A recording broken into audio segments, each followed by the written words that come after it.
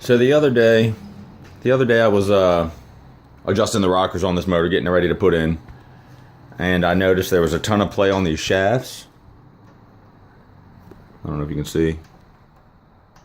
That's not the rocker I'm moving up and down. Well, it is, because I adjusted them with the play on the shafts in mind. But the shafts and the arms are worn like crazy. So I decided I better pull the distributor just to make sure we're getting oil flow up here. So I cut the handle off this screwdriver, rigged it up in the drill, and I'm about to pull this distributor and see what's happening in there. Now keep in mind you want it at top dead center. Number one top dead center, so you can line it all back up right. Be very sure you're at top dead center. And don't move the motor while the distributor's out. If you grab the flywheel or something by mistake, or somebody bumps the starter if you're in the car or whatever, you're screwed. So since I'm out on a stand, I figured it's pretty cut and dry. It is a little intimidating, because if something gets put out of place, the motor's not going to run, but I don't see that happening, so not a huge deal. I did it on my Jeep when I put the fuel injection in. It came with the distributor, so I had to pull the original distributor and all that, so no biggie. So I'm going to go ahead and pull this out real fast. There's that 1/2-inch bolt right there for the octane selector, and then that flathead screw right there is what holds it in place. So I'm going to undo those, and the whole thing should pop right out.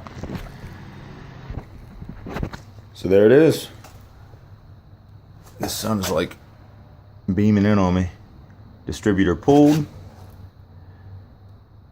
Teeth look good. And this is what you're looking at down in the hole.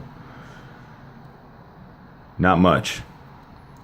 So now I'm going to get the drill in there and wait till it kind of locks in that groove, and then spin it and see what happens. Alright, so I've never done this before, didn't think it through, but oil started coming out where it's supposed to be coming out and running right out of here because I took that off.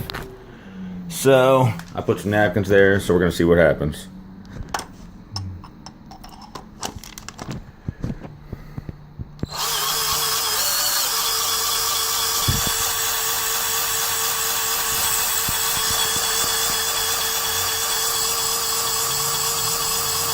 There it is, it's dripping.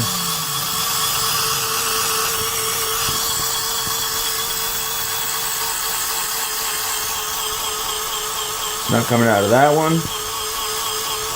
Not coming out of that one. That's 1 and 2. And 11. Looks dry.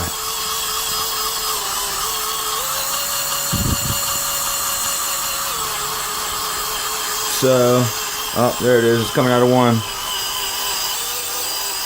Oh, it's about to come out of 2. Alright, it's coming out of 2. And it's coming out of 11. So I'd call that a success. As far as, that was my whole deciding factor. And now oil's running everywhere. But that's cool, because now I know.